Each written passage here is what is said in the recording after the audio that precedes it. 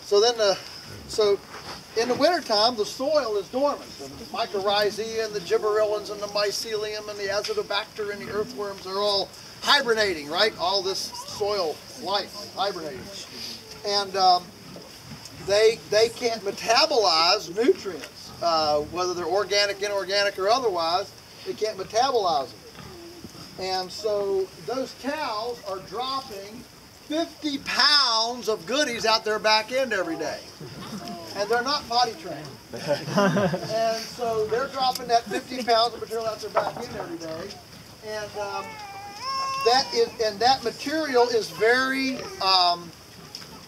susceptible to either leaching or volatility. If it gets dry, it wants to vaporize. We all know what that smells like. And if it gets wet, then it leaches into the groundwater, and that's a big problem, right?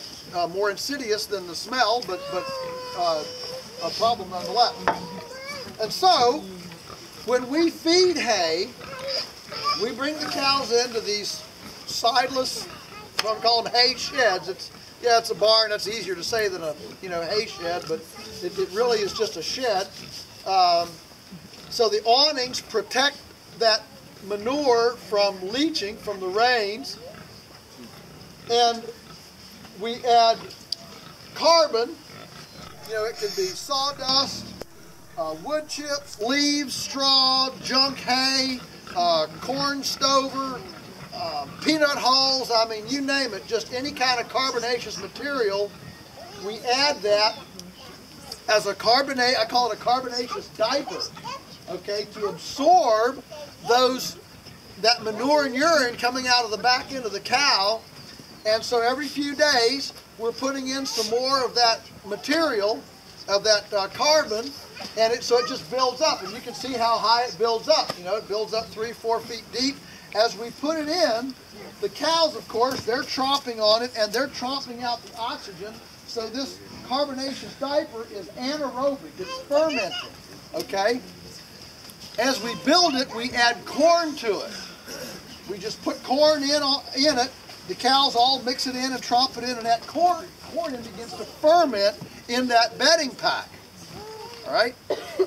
So by spring, when the cows come back out to begin grazing again, you've got this deep carbonaceous diaper of fermentation, all full of fermented corn. So then we put in the pigorators, and if you look real closely, you'll notice every pig has a sign on his forehead that says, "We'll work for corn." And the pigs are seeking that fermented, embedded corn, and in the process, they are fluffing, aerating, digging through that material, oxygenating it, hence pig aerators, like aerobic dance, right? Okay, pig aerators. They are injecting the oxygen so that they're converting it from anaerobic to an aerobic compost pile. And then, of course, when that is done, and so you notice we're here amongst hundreds of tons of manure and urine, all these animals, and what do you smell? Nothing. And if you stuck your nose in that, it would smell like just pure, just good, rich soil. And so the pigs are doing all of that aerating and that composting that most people, do with big equipment and big, windrow compost piles and machinery and petroleum and all that. We're doing it with the pigs. And so, again, benchmark of truth, this creates a scalable opportunity, because instead of using depreciating infrastructure, we're using appreciating infrastructure. We're buying the pigs for $100 and selling them for $500 or whatever, okay? So that's the kind of tractor I like to buy, is one that you can sell for more than you bought it.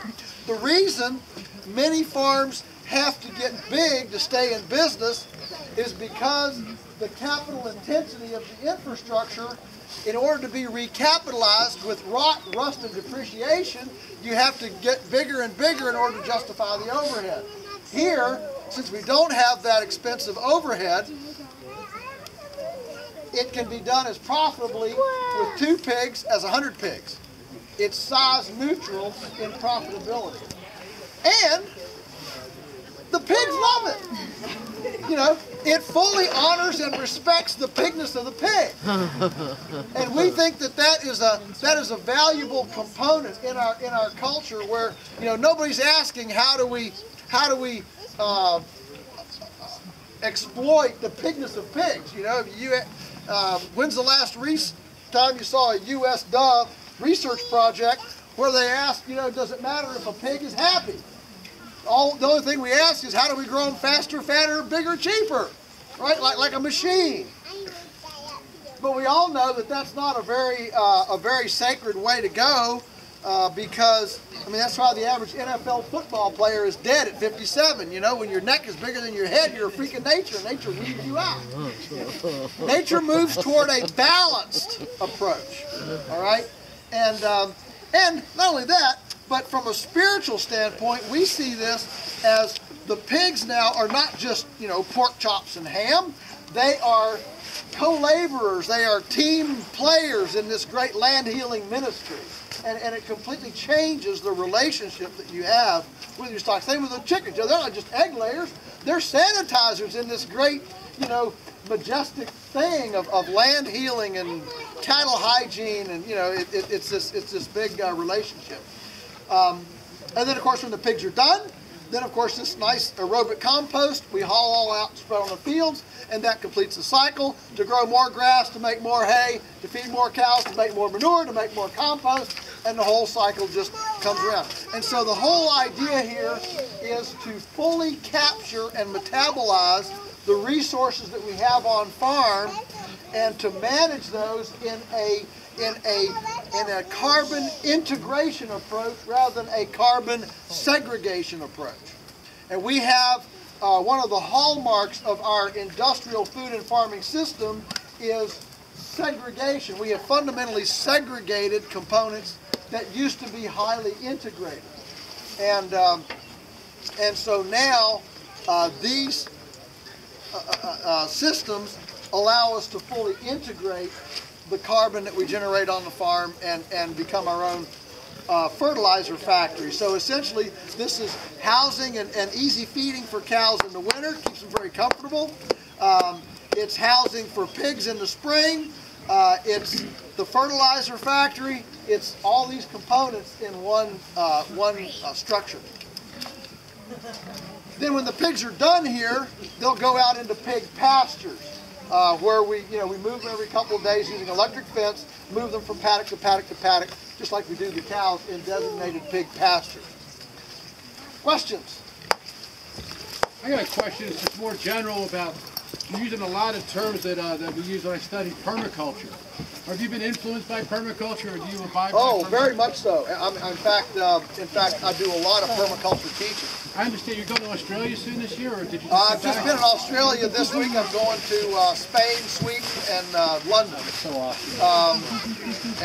So, yeah, I do a lot. Heavily influenced. I've never met Bill Mollison, but I have been to Dave Holmgren's house. Really? Wow. And I'm hoping to get down to the Zaitana farm this summer to try to go through Jeff Lawton's class. Permaculture is fantastic. Yeah, we can all learn. However, the one major weakness of permaculture has been animals. That's the major weakness, and that's why I'm doing a lot of animal component of the permaculture, course. Is they'll bring me in to do the animal component. Because this fits right, the stacking, the symbiosis, the low energy, low capital. Yeah, everything you're saying is straight out of the basic principles of permaculture. Yeah, heavily influenced. Yeah, I first became aware of permaculture when Bill Mollison introduced it to the U.S. in a Plowboy interview in Mother Earth News when I was about a senior in high school. Wow. And I read it, and it was just an epiphany. I think of you as pre-Bill Mollison, what you guys were doing in '61. He wasn't even thinking about it much, or he was doing his own thing. Yeah, well, he's doing, consciousness. It all kind of comes together at once. Sure does. Yeah. Other questions? Good question. Thank you. Yes. Aside from hay, what other plant crops do you grow? We don't grow any. any annual crops here, except garden, you know, vegetables and of course, you know, we have our fruit trees and things like that. In fact, if you notice right out here, you see that that bunch of straw. So the cows, when they're in here, they can come out into these little lots here. Of course, they tear it up and manure it and all that. Well, instead of just letting it be, that's our potato patch. So it's already tilled and dunged. So Leanna just put potatoes on it, and we just covered it up with straw, literally, while we've been up there. Because I was going to point to the potatoes, but we went by it first. Maybe some of you saw all the potatoes in the rows, and now I see it's covered up. So obviously they just did it while we were up there. They just got these bales of straw and just rolling out on top, and then in the fall that'll be our potatoes. So you know, so our horticulture work, which Leanna is in charge of, is not like, you know, we don't have 3 fields here or 3 acres here. Here's the garden. Rather, the garden is tucked in little nooks and crannies all around microsites that are using strategic spots, like a terrace up at the hoop houses, like on the back side of here's a bunch of shiitake mushroom logs. And we're growing shiitakes on the back side in that shade there that catch the drippings off the edge of the shed roof. So you're looking at your little microsites and trying to plug in there things that, so it's all spread around, which makes a really exciting landscape, because around every corner is a new surprise, you know, as opposed to just here's the garden, you know, 2 acres of. It really makes an exciting landscape. By the way, somebody was asking about water earlier. All the water for the cows, you saw them drinking out of that trough there. You see the water line here, up there at the Eggmobile and the broilers. All that water is coming from ponds up at the base of the mountain there. A mile away, we have 5 miles of this black plastic pipe water line that brings water out of these ponds that we've made up in, you know, valleys and seeps up in the mountain, that brings this water down. 80 psi water, no electricity, no pumps, no switches, just gravity fed over the whole farm. This is the kind of development that that is, when I say develop a farm, that's what I mean. I don't mean strip malls and condominiums. I mean this kind of development. We believe that our big brain and opposing thumbs are not here to inherently rape the earth, but to massage the ecological womb into more strategic conversion of solar energy into decomposable biomass than nature would do in a static state. And so we don't have any problem massaging, caressing this ecology to move water virtually uphill if we can, or to eliminate flooding, and then strategically put it out for irrigation in the middle of the summer when you never get more sun, but things shut down because it's too cold. We believe our mandate is to build redemptive capacity, forgiveness capacity into this ecology, because the fact is, floods are going to come, droughts are going to come, wind's going to come, snow's going to come. You know, this is not just, you know, every day 70 degrees beautiful, you know, sunlight. There are strategic problems. And so what we want to do are design systems that become more and more and more shock-proof and more resilient. And so every time we get a few $1,000s, we build another pond, build another pond, build another pond. Here's the thing. If all of the time and energy and petroleum and heavy metal that's being used to plant corn for herbivores that aren't supposed to eat it anyway were used to build ponds up in the Alleghenies and the Blue Ridge all around the valley to hold all the winter floodwaters up high in the mountains, today the Shenandoah Valley would be flood-proof and drought-proof and would have been, and we would have recreated Eden. Instead, we've plowed and tilled and sent 5 feet of topsoil down the river to the Chesapeake Bay and made so much turbidity that the blue crabs and the oysters are over, you know, extended, and we've destroyed the bay and taken our own soil down the river. See, the tragedy of our times is not that we're lazy, not that we're not busy. We're busy. We got calendars, right? We got places to be and people to see and things to do, right? We're busy. The problem is we're busy about the wrong thing. And we need to strategically move our busyness to attacking the true weak links of our ecology. Question? Anything else? We're about out of time. Did I just back to pigs for a second. Answer everything in the world? This sounds a little odd, I guess, after that. But have you seen any of the wild feral hogs coming into this part of the country yet? No, we haven't. We haven't. And you know, there are feral hogs around. They're a huge concern of the industry. And if you're following what's going on in Michigan, where there are, you know, people that have, you know, pigs that are out, basically they're outlawing outdoor pigs. And of course that's what they'll do here too. I mean, if there were an avian influenza outbreak right here in Augusta County, our outdoor poultry would immediately be illegal in 24 hours. And so we actually have strategic plans for how to move everything inside. Now the broilers, that would be an interesting question, whether those are outdoor or indoor. Our position would be that they're indoor. Now the eggmobile, those are outdoor. We get that, all right? But anyway, you know, the truth is that the industrial system is so immunocompromised. They live every day in absolute abject paranoia of disease, of pathogenicity, of some problem. It's a very fragile system for all of its, you know, you know, computers and pagers on the belts of Tyson growers to, you know, give them every temperature update and all that. It's a very, very fragile system. I mean, you know, if you can't go out to dinner without checking your pager on your chicken house every 15 minutes, that's a fragile system. I'm sorry. You know, I don't go away and wonder what's happening out here in the field, you know, while I'm gone.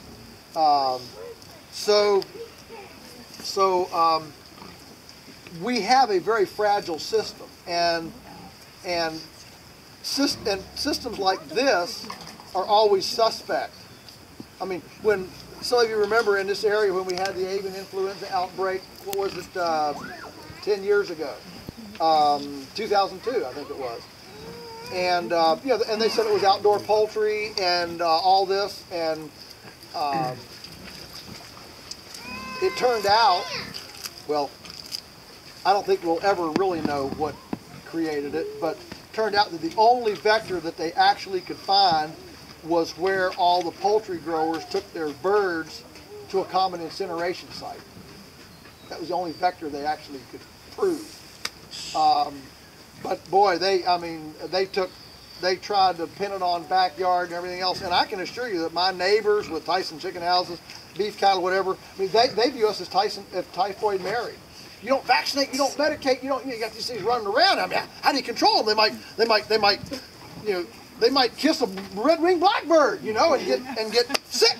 I mean, there is absolute paranoia over integrating with the ecology, and so it's an extremely segregated mindset. You know, that we can somehow have all these concentrated animal feeding operations and plop them down, but not embed them in the greater ecology. Our work here is extremely nested here in the ecology, and the infrastructure, it doesn't dominate the landscape. You know, those broiler shelters, those eggmobiles, you know, that doesn't dominate the landscape. You know, it's not a massive infrastructure. Yes. Do you think that we could feed the population of the United States on these types of systems? My favorite question! Without factory farms and without a reduction in consumption? Absolutely. In fact, everybody hear the question? Can we feed the question is, can we feed the world this way? Okay. The related question is, at what price? Okay, you know, this is elitism, right? Those are the two most common questions that I get around the world. Let's deal with price first, so that then we can be a little freer to deal with the feed the world. Price. We don't receive any government subsidies here. In fact, the price of supermarket food is prejudicial against local small-scale production. All right. Number two, since when is food less important than People magazine or video games or soccer leagues? I mean, how many soccer moms don't bat an eye taking the kids 4 hours, the 6-year-olds 4 hours to a soccer tournament, but then stop at Happy Meals on their way home because there's no time to cook? I don't mind getting medley here, okay? The fact is, we choose our values. So when somebody says to me, I can't afford your food, I want to grab them and say, take me home, take me to your house, and here's what we're not going to see at your house. We're not going to see soda, alcohol, cigarettes. We're not going to see boxes of DiGiorno's frozen pizza. We're not going to see processed food. We're not going to see potato chips at $4.99 a pound. When you can buy heirloom, the most expensive blue Peruvian heirloom heritage potatoes at the New York Green Market today for $2 a pound. Okay? We're not going to see lottery tickets. We're not going to see Caribbean cruises, People magazine, widescreen TVs, iPods, iPhones.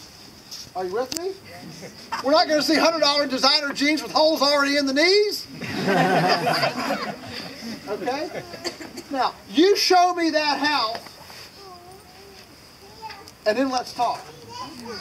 But I can assure you that 99.9% of people that are even getting government welfare have houses with those things in them. Yep. More than I do, exactly, because I got to pay for it. Okay, so the fact is, processed food, subsidized food, the price that we see at the supermarket is not a true price. So we say our price is the cheapest in the world because it's all in there. Number one. All right.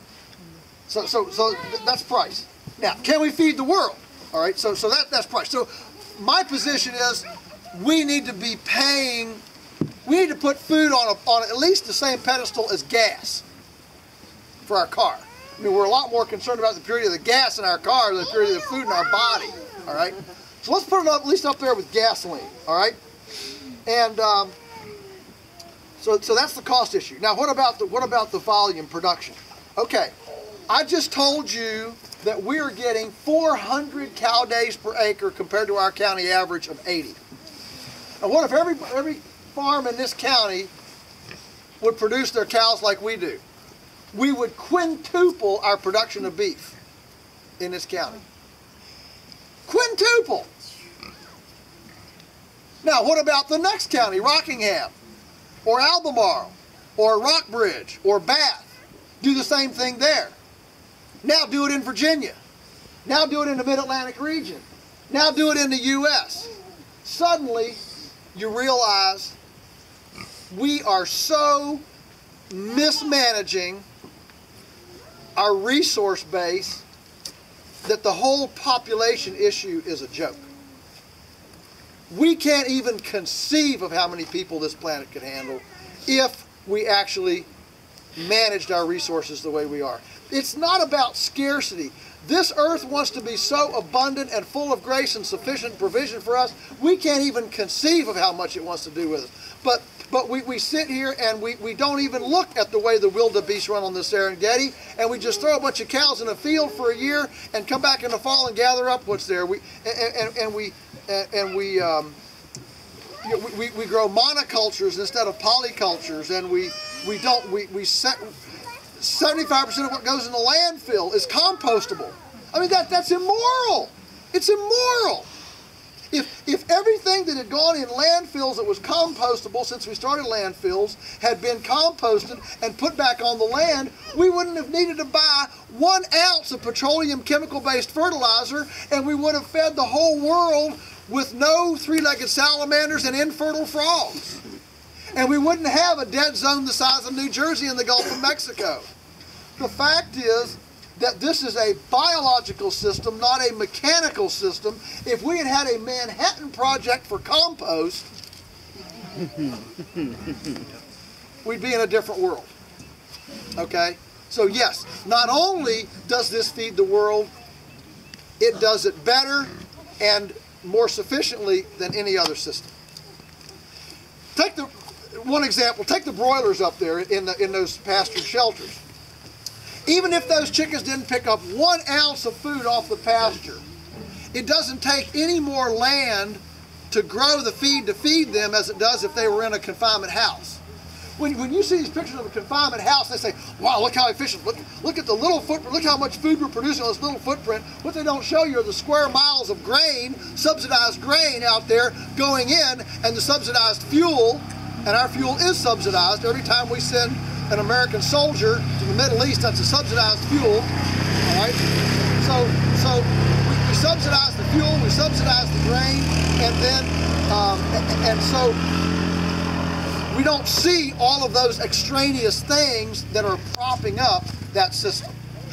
And so yes, this absolutely does feed the world, and it's being done in every place in the world, every socio-economic